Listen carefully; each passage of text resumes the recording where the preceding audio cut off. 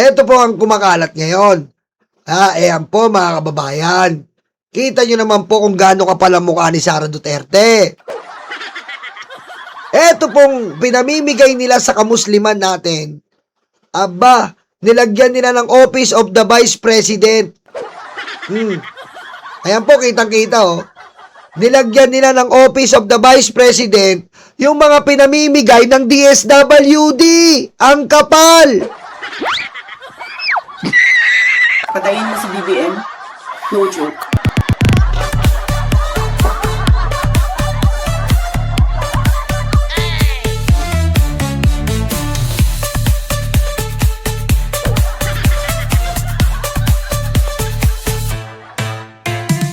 Ayan po, huling-huli oh. Oh. Ayan po ang trending ngayon. Yung mga pinamibigay ng DSWD, ilang beses na nilang ginagawa to. Tapos sasabihin na naman nila, sasabihin na naman po nila, may ginastos na naman po ang Office of the Vice President. Aray ko. Alam nyo, mga kupal na DDS na tanga, galit na galit kayo sa ayuda, pero yung pusang inang Vice President nyo, may nakalagay sa eco bag ng Office of the Vice President. Bakit niya lalagay yon kung di ba naman siya kupal? Dapat ganyan lang sa Pangulo, bagong Pilipinas. Dahil motto yan natin. Yan ang inspiration motto, bagong Pilipinas. Hindi mo nalalagay dyan yung Office of the President. Si Sara ang kapal po ng muka. Nilagyan pa. Aray ko.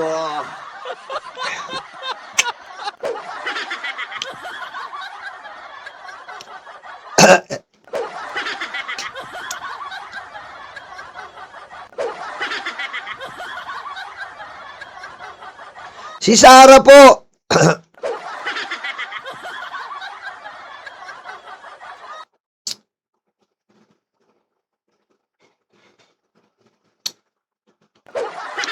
Green Day, shout out. Pinky MA. Efren Fernandez. Si Sara po ang kapal ng mukha. May eco bag po, nilalagay doon yung mga galing ng DSWD. Aray ko. Sobrang kapal naman ang mukha niyan, mga kababayan, kitang-kita po, ayan po, nilalagay nila, ayan, Aray ko. Di ba? Bakit po nilalagay niyang ganyan? At saka dati po, mga kababayan, eto pa po ang problema. Eto po mga kababayan. Ang kapal ng muka talaga, nag-post pa. Nilagyan lang naman ng eco bag yung box para mukhang galing sa kanya. Kay DSWD pa yan o OBP, walang karapatan ng kahit sinong maglagay ng branding, lalo na nung taxpayer funded. Ang ayuda na yan, putang ina mo, Sara. Aray ko. Aray ko. Tama, mali. Diba tama po? Ba't nilalagyan mo ng Office of the Vice President? Kupal ka.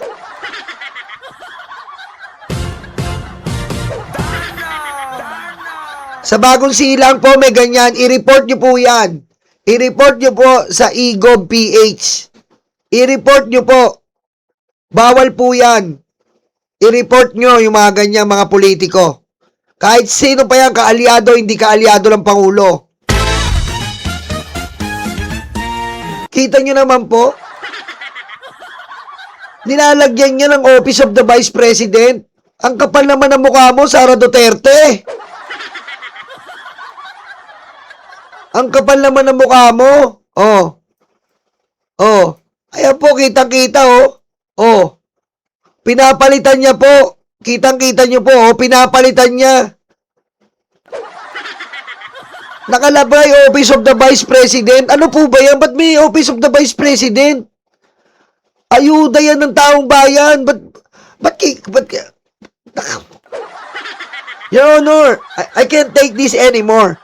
Your Honor, this is a sign or this is an early campaigning. What a thick face of this Vice President. Early campaigning, Your Honor. Aray ko. Pusang ina mo, kapal na mukha mo.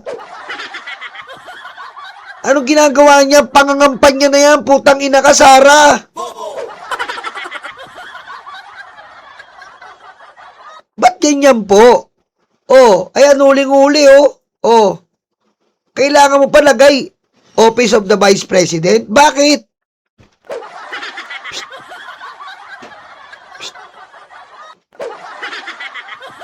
Aray ko. Kasi makapalang mukha.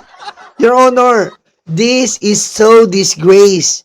This is so very frustrating. This is an stupid move for an early campaigning of this Sara Finger Sulaika Duterte. Aray ko. Ano bang maging safe sa tamang tao? Ito ang dapat mong gawin. First step, second steps, helmet. Sabi nanay ko, hotdog, ang binili mo potlong, tapos nagreklamo nanay ko, nagalit ka?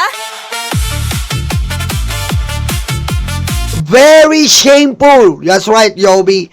This is a very shameful and credit grabbing to the credit grabbing to the Filipino people that is paying their taxes regularly. Aray ko.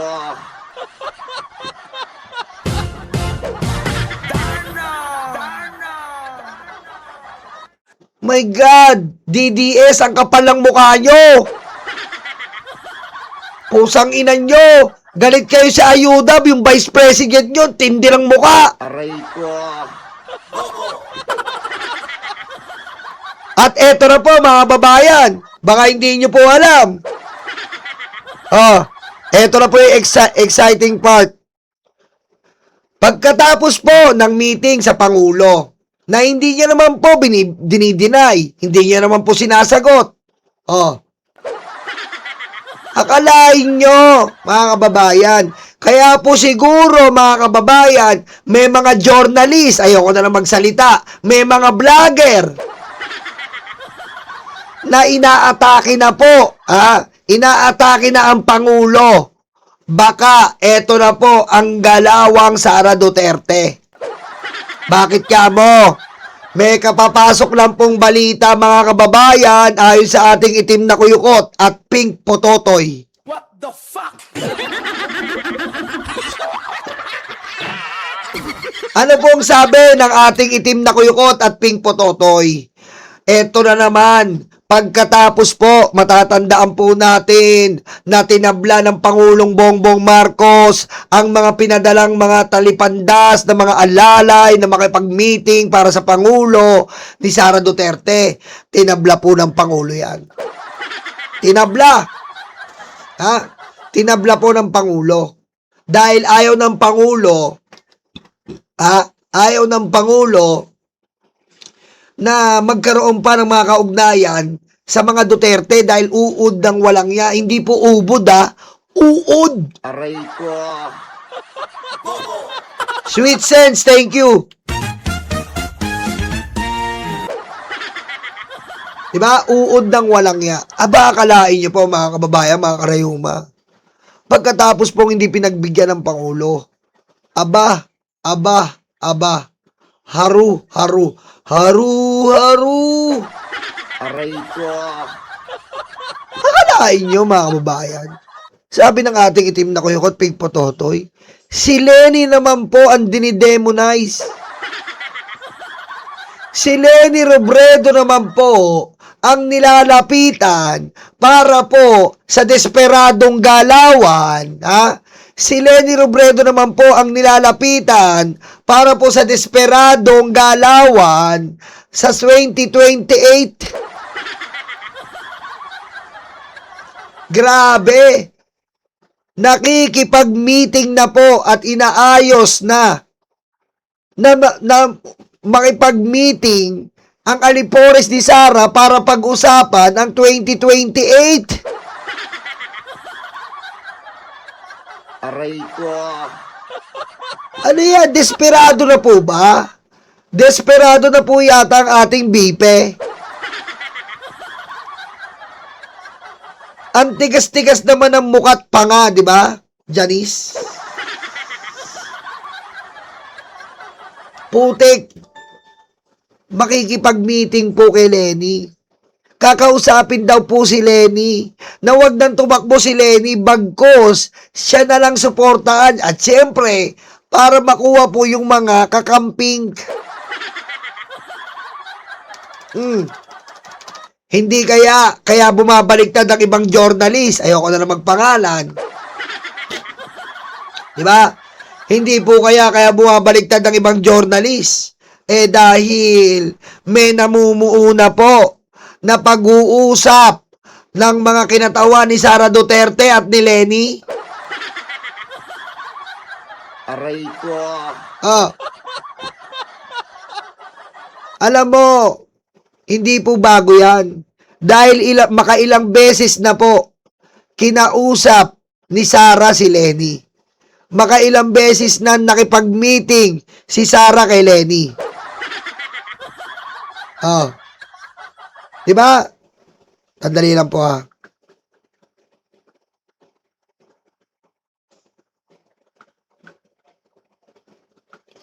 Ilang beses na po yan. Ngayon mga kababayan, ano po to? Paano to?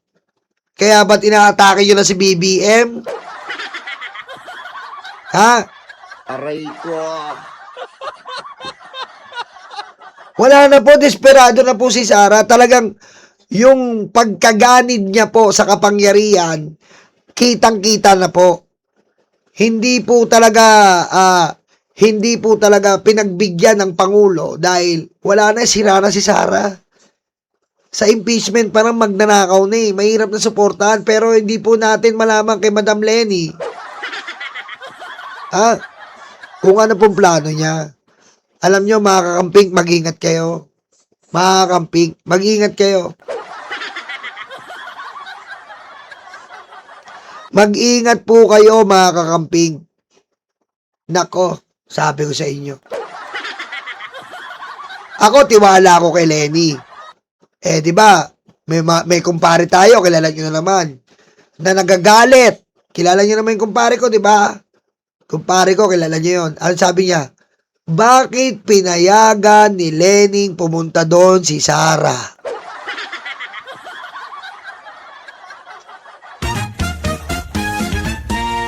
Natandaan niyo yun?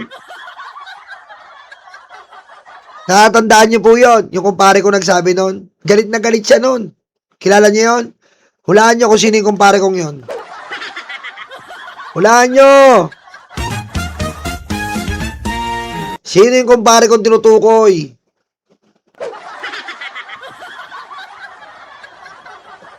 Sino?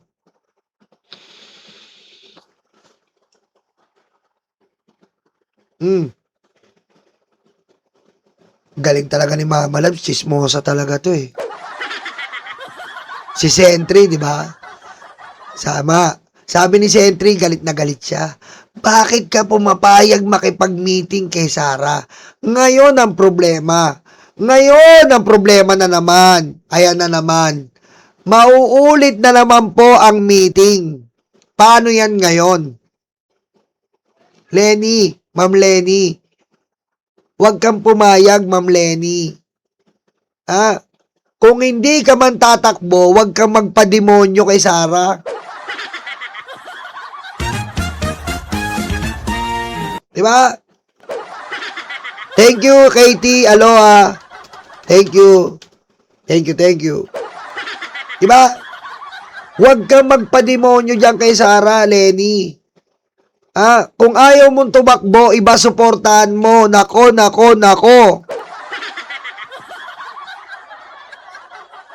Diba? Ayan na naman. Napag-alaman po natin. Nakaset na po ang plano. Kasi bibiglain na naman nila. Meron po nakapagsabi sa atin ng mga itim na kuyukot at pink pototoy. Aray ko. Nako, Lenny, maawa ka sa sarili mo. Ang daming rumerespeto sa'yo, Madam Lenny. Huwag kang magpapademonyo dyan. At tignan mo si BBM, oh. Sobrang nadala. Nakipag-unity team siya dyan. Hindi lang binigay yung service ng helicopter, nagwala. Hindi lang binigay yung speakership kay Gloria, nagwala. Oh. Ano kaya, mga kababayan, mga karayuman, kahantungan nito? Na ang meeting with Lenny at Sara, ano kayang kahantungan? Desperado na si Sara, mga kababayan, eh. Desperado na hindi niya dapat at hindi po talaga dapat na hindi siya manalo. Gustong-gusto niya pong manalo sa 2028. Dahil mauubos na po ang pera nila. Kailangan na naman po nilang magnakaw.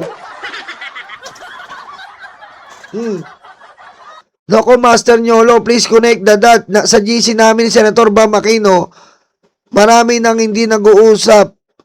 Nag-login sa GC, parang ginagapang na ang Pink Lawan, not only the Lawan. Ayan na nga, oh. Kita nyo? Di ba, Ruth? Oh. Ayan na po ang nangyayari. Ayan na po, kaya may mga atake na sa Pangulo na mga ibang dilawan at ibang mga kakamping. Umaatake na dati pinapalakpakan ng Pangulo, ngayon inaatake na. Bakit?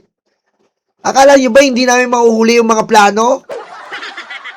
Ha? Akala nyo ba hindi namin malalaman ang usapang Lenny, Sara? Aray ko. At pero hindi pa rin po ako nawawala ng pag-asa na si Lenny po ay nasa matinong pag-iisip pa para hindi sumama kay Sara Duterte. Kaya pala may ibang journalist ang talagang kami pa pinagbibintangang bayaran pero nakaplanong sirain ng gobyerno. Kaya pala advance ano kayo advance kaya pala, tas kami pagbibintangan ng bayaran. Diba? Isipin mo, paano ka babayaran dito kay BBM? Presidente siya. Na kahit anong gagawin ng presidente, wala naman tayong magagawa. Aray ko. Isipin nyo po yun, Kami ang bayadan dito. Paano, anong babayad sa amin ni BBM? Given naman na nagtatrabaho siya. May PCO naman. Oh. Anong babayad sa amin? Anong gagawin namin para kami po-promote? Presidente na siya, po-promote mo pa? Aray ko. Aray ko. Diba? Oh. Ang pinopromote mo, si Sara. Kasi nga bobo. Kailangan mong i-promote na maging matalino. Kailangan mong maging promote na hindi siya kurakot. Bulagin mo yung mga tao. Doon ang mga bayaran. Aray ko. Ngayon, Ma'am Lenny Robredo, inaamon ka namin. Inaamon ka namin ng mga loyalista at ng mga karayuma. Sabihin mo kung ano ang sasabihin ni Sara sa'yo. Kasi nung nakaraan, hindi niya po dinisclose. Ma'am Lenny, hindi mo dinisclose. Yung usapan nyo ni Sara, hindi mo sinabi, kaya galit na galit si Sentry. Diba? Hindi mo sinabi, galit na galit si Sentry. Ano sabi ni Sentry? Bakit pumayag ka? At ano ang pinag-usapan nyo? Aray ko. Oh.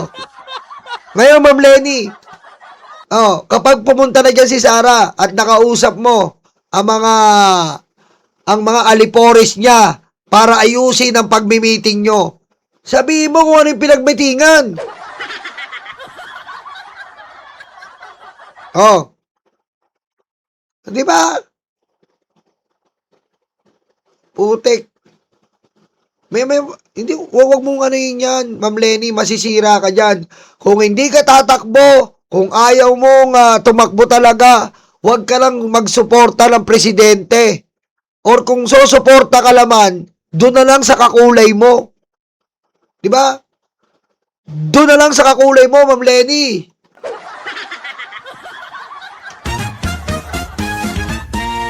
Di ba? Kasi wala tayong makukuha dyan, Ma'am Lenny, kung baka lalo kang masira. Lalo kang masisira niyan. Ang mga kakamping na iba, galit na galit yan. Lalo na yung mga kabataan kakamping, galit na dyan. Diba? Oh.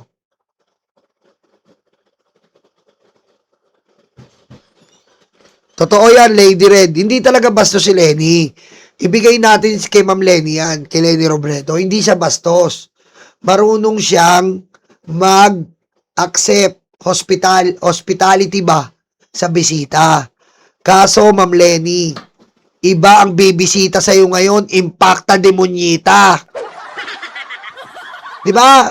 Pupuntahan ka na naman ni Sara Duterte. At sana lang po, Ma'am Lenny, sabihin mo kung anong pinag-usapan. Dahil demonyo yan, kakausap sa'yo, demonyo yan, pumapatay ng tao yan. Aray ko. Oh. Kayo ba, mga kakamping na nanonood dito? Ayan, sabi if ever supportahan ni Lenny, hindi rin iboboto ng kakamping Sayad. Yun nga. Yun pa nga. Malay po natin. Di ba? Pag ginamit ni Sara, parang ginagamit na nga po yung ibang journalist. Di ba? Parang yung naratibo ng ibang journalist na iba dyan, Aray ko. parang ang naratibo ng ibang journalist ay talagang pabahuin si Pangulong Bongbong Marcos. Ha? Parang may pinagugutan yung ibang journalist. Aray ko. Oh. Diba? Ayan lang po, mga babayan. Babalitaan ko po kayo sa mga susunod na araw dito po sa pagmi-meeting na magaganap di umano ni Sara at Lenny. At sana naman po, Ma'am Lenny, huwag po tayong tumulad nung nakaraan. Ha? Huwag po tayong tumulad nung nakaraan na nagalit po si Sentry na nilihim nyo ang pag-uusap. Sabihin nyo, Ma'am Lenny. Diba? Because kailangan, the nakakamping deserve to know. Kasi ang dami talagang, ang dami po talagang sumasampalataya sa inyo, Ma'am Lenny. Diba?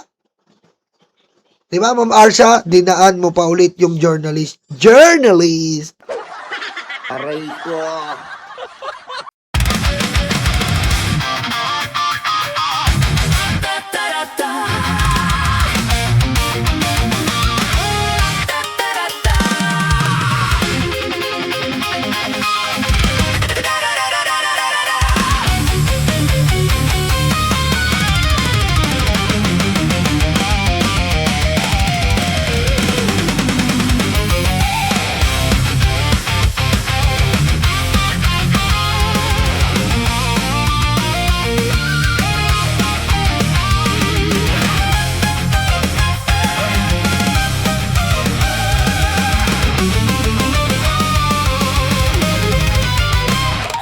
Madilim daw ang paligid, putukan daw ay maririnig.